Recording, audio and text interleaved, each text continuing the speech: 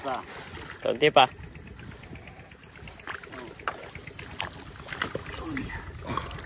Para sakto siya dun.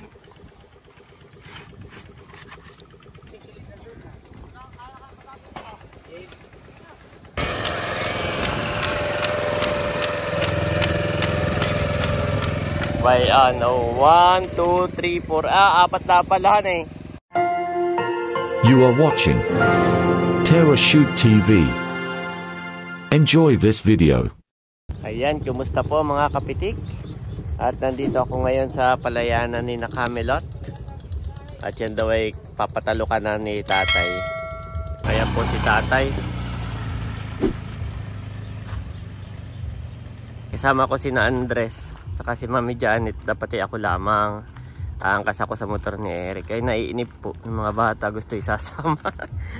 Kaya kami laging buong pamilya pag lumakad. Nakain lang daw yung ano po, yung makina. Ay yung may operator nitong makina. At ito po ang gagamitin pagtalok. Ito. Itong makina na ito. Dati noon pagka tumatalok kami ay mano-mano. Dapat ay walang tubig. Dahil yan ay malalabo. Papaighan namin. Tapos ay pero hindi dapat matigas. Ganito kalambot, sakto na ito kondisyon. Pero dapat wala pong tubig. Gawa ng pagtatalukan mo yan ng manual ng tao ay malalabo. Yan po'y guguhitan. Tapos ay iahanay mo yung dapog. Bayuhon yata yung dapog ni tatay. Bayon. Ayan. Tapos ay saka po itatalok. Manual. Ay ngayon na hindi na. Wala nang guhit. Wala nang iahanay na dapog. Idadaan lang yung makina ay itatalok na. Mamaya po yung makikita natin. Actually first time ko ding makikita. Yan. Ganayon po ako. Dati kami. Yan. Dati kami ganun. Napakadami namin tao. Gawa nang ang isang tao ay 6 na guhit ang iyong dala. Kaya pagdating mo dito, simula dito papunta doon, sakit sa balakang. Tapos pabalik naman. Yan. Pabilisan. Ngayon po, kanina nandito yung may-ari nito Itong palayanan na ito. Ay sabi ni ang tumalok daw dito ay yun na ring makina na yun, hindi na daw tao. Sabi ko, bay maganda, parang tao na rin ito. Maganda po. Hindi halatang makina na ang may gawa nito.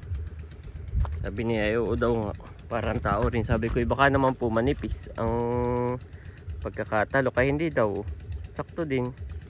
Ganyan din kadami yung itinatalok namin. Hindi siya manipis na 3 butil, 2 butil, hindi po. Ganayan din Tuwid din naman Gawa na maganda po ganyan may linya. At yan ay dadaanan ng tracer. Pagka yung dinada mo. Yan po ititrasirin pa. Weather pala tawag doon, wini-weather namin. Wiwiderin. Yan. Ito po ay gawa ng makina. So ngayon kumakain lang yung may-ari nito operator. At mamaya balikan natin, hintayin natin maya maya ng kaunti. Dito muna ako at mainit. Yun na tatay there. Ayan na po, sisimula na ang pagtatalok.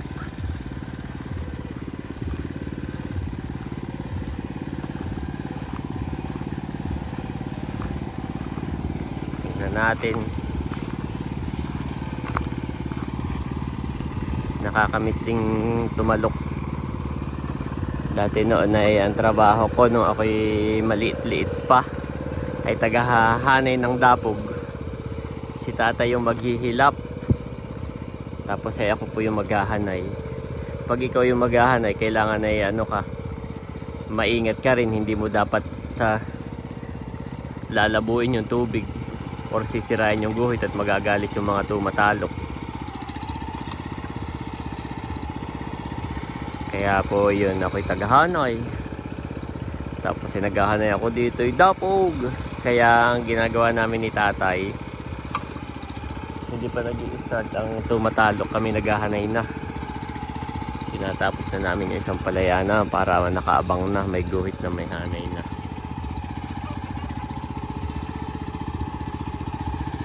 So after nun, yun, natuto na rin akong tumalok pa isa-isa, paunti-unti. Yan. Tapos yun, nag-ano na po ako, nag-Maynila na, doon na ako lumaki.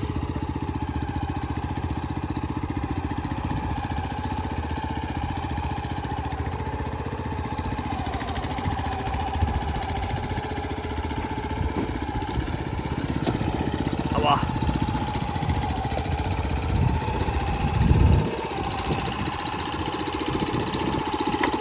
Pala mahirap din kontrolin. Tatay, alin daw? Ito, yun. Diretso daw muna.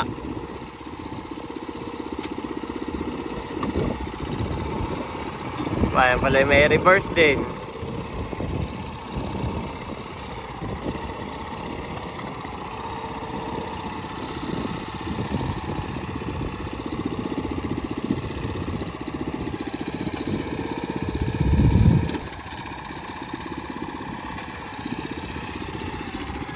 Mas malambot sa kanya kung may tubig na ganito, kaya hindi masyadong pinapaighan. Mas maganda. Iya, pwede palang bitawan iyan.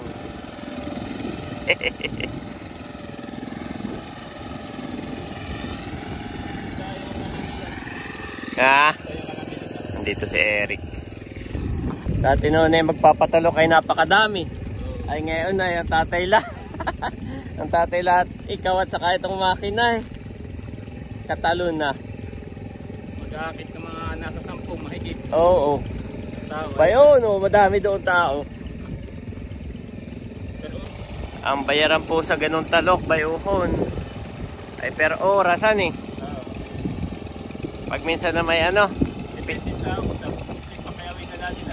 pinapakyaw. Pero dati noon, nung kami pa ay natalok ng mga Kuya Baron ay suyuan. Sila Kuya Emilo, tatalok dito. Pag sila naman yung may patalok, ikaw naman yung pupunta. Suyuan lang. May bike nila mga oras, yun ay easy na. Oh. Ay, nasa ng dapog ng tatay? Ano na, yung gala ko na lang ba't kanina umaga. Ay, ito yung bagay tatalokan din. Oo, tsaka yung kasunod.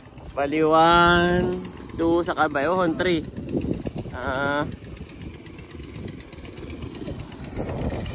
Wah. Pala pwedeng tumao. Kaya mahina ang braso eh. Ngayon ay tag-isip, kaya yung sapa ay maliit ang tubig, kaya ang ginagamit nila yung Water pump. Pero kapag ka naman tag-ulan ay hindi na nagwa-water pump pa rin. may sapa din. May irrigation. So ito ang unang tatalukan. Itong dalawa.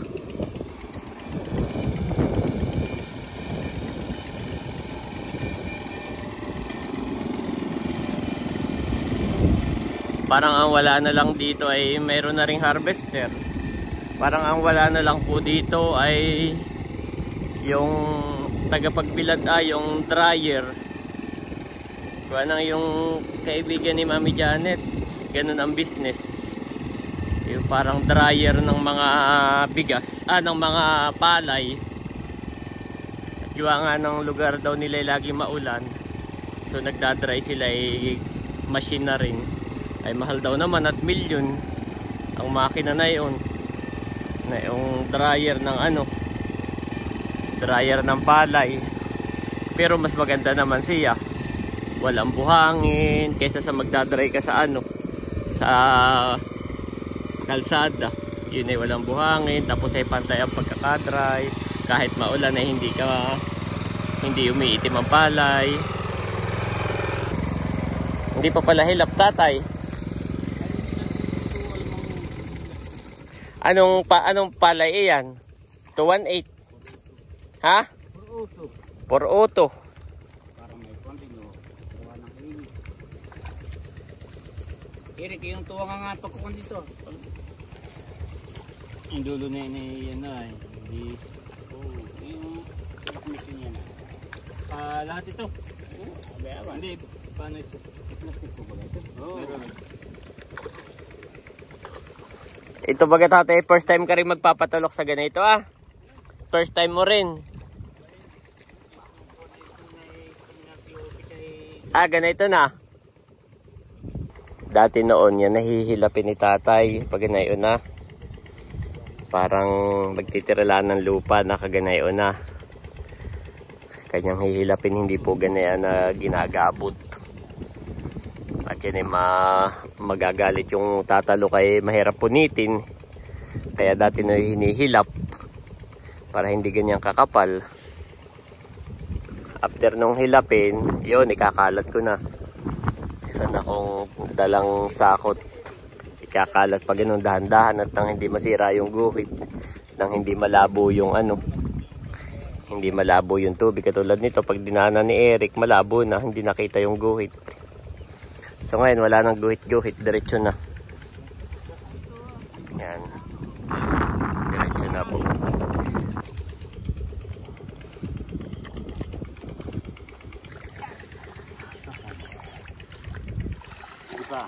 Konti pa.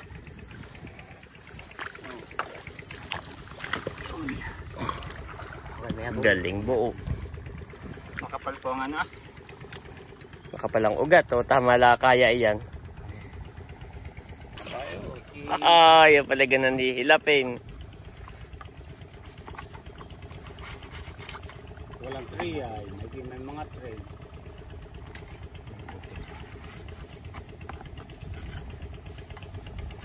Yung mga sobra-sobra pang ano nila, pang silot.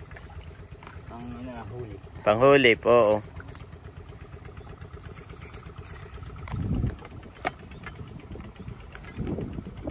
Ngayon pala parang tilesan eh.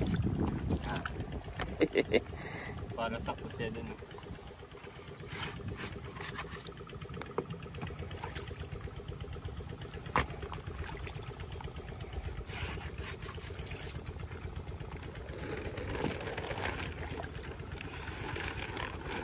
Ikat mo muna yung gilid at ng pantay.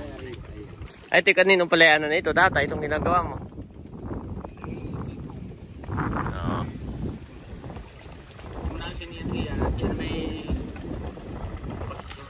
Yung bayuhon ay kay Milot.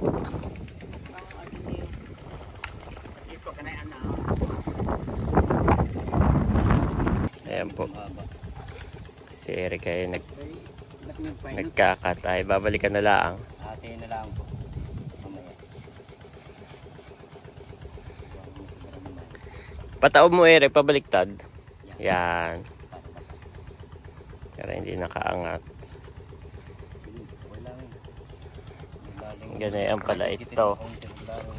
Lalapat. May sukat pala siya. Kailangan na eh. Sakto dito ito ani. Ito yung kanyang lagayan guys. 1, 2, 3, 4. Ay di kasya oh. Kaya di baling mapaliit. Hindi baling mapaliit. Huwag lang ngayon. Oo. Yan.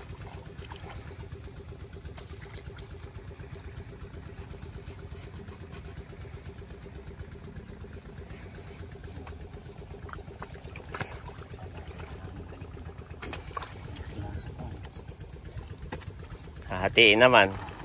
Masyado mahabahan eh. Kahit po medyo mahabahan eh. So, ang ano lang niya pag-apasas ng yung ganyan eh. Bayan. Ganayan. Yan. Mahalaga kasya daw doon. Sa po, gaano po kalala yung agwat nito? Hindi na ako. Pagkatinig-silig na doon na. Eh, ako si mamaya doon. Sa siyang babait ang katulog dito. Ako tanda na. Pag magkano kuya kayo tulungan pag-ilap dito ah. Ah. Para tuloy-tuloy na mamaya.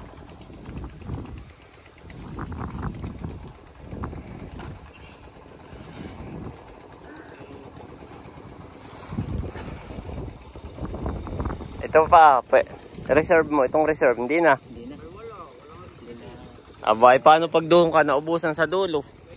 Hindi maubusan. Sobra pa iyo. Ah, tansya mo na eh. Dito ko lang sa batigas. Oo, matigo. Gawa na ito may lagayan dito sa ibabaw. Ay, pwede dito. Oh, pagka medyo mahaba-haba. Ay, doon mo nilalagay sa ibabaw. Oo. Pero pag tansyado mo ng mga abutin, balikan. Oo. Ito po yung malimit na eh. Ha? Malimit to. Ang gusto ninyo. Ano daw? At yung sineset? Yung maluwag. Anong yung pala may size eh? Alin yung madalas na ginagamit dito? Yung kasya ang ano? Yung kasya ang weather? Ha?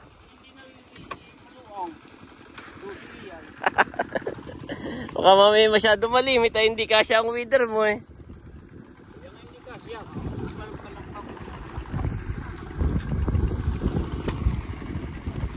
Oh, yun na doon sa bungad. Ganun yung ano na lang, ganung settings ang gawin mo.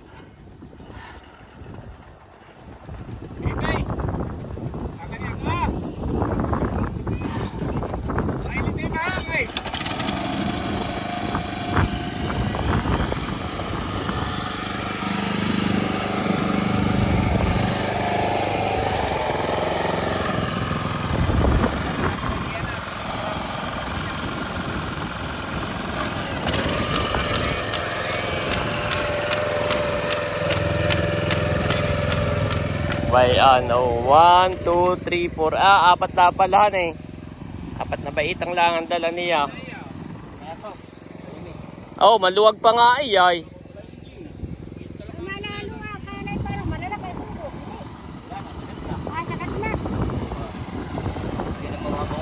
Ay, okay na po iyan.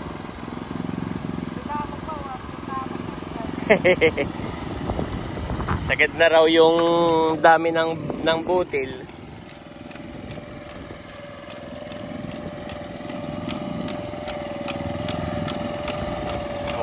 Ganay.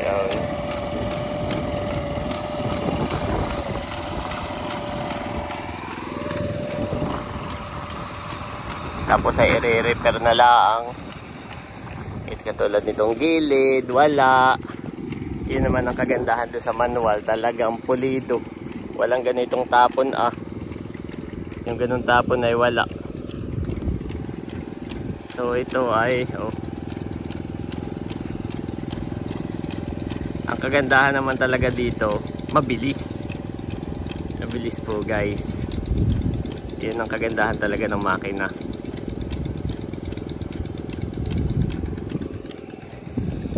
Tapos i-repair na lang ni tatay. Ayan.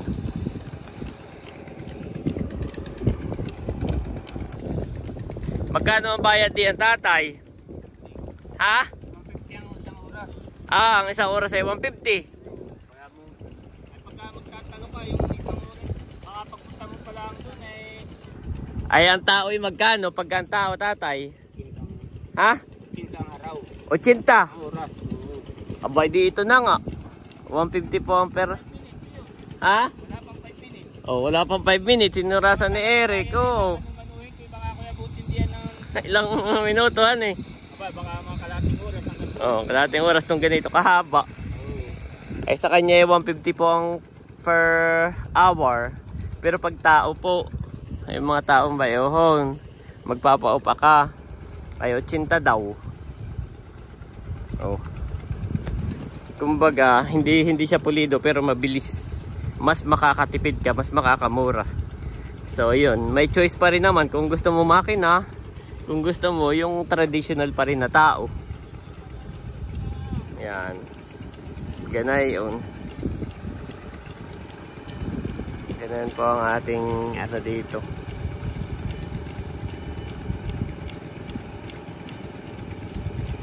Tapos siya ay may pangguhit. Bayo na.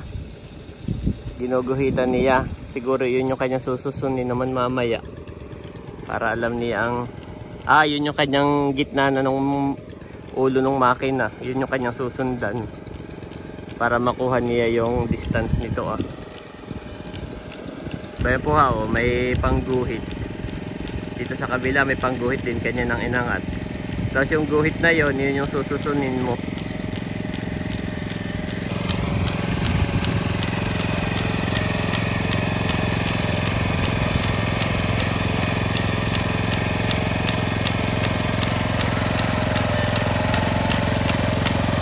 May kamay.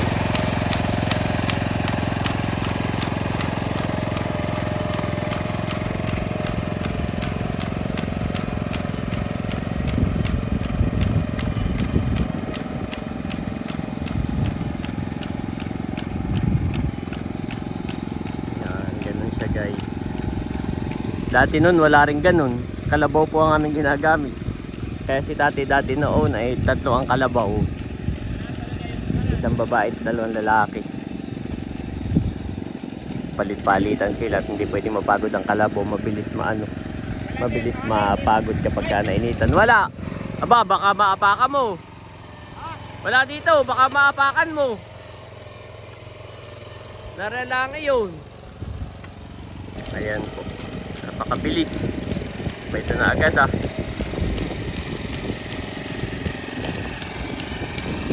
Napakabilis guys.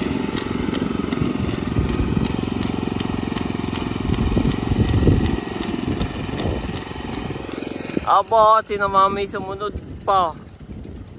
Mami! Ba't naman din ay sumunod pa, nainip na doon?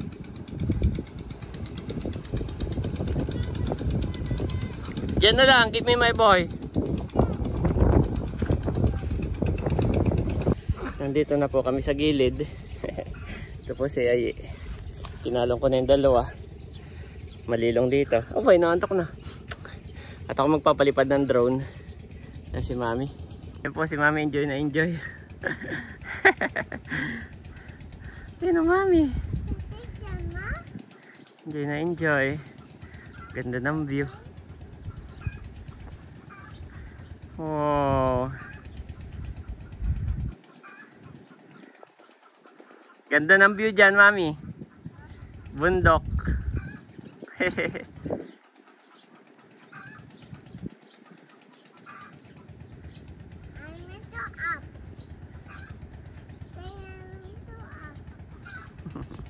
Wala pa kayong ano doon. Wala pa kayong 20 minutes doon. Napakabilis. Inuwi ko na agad tong 2. Still a baby. Init na han eh.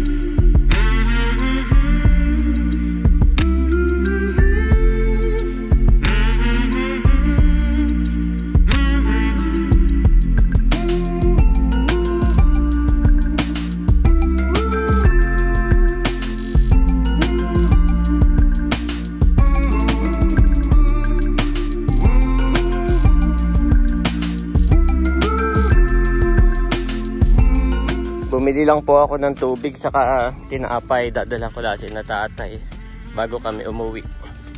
Yan, at nakatulog na si Bobby. Ako po na may walang dalang pera. Saka si Mami Janet. Makikita ko may mga barya sa sasakyan. May lagayan ako doon ng mga coins. Ay, sakto.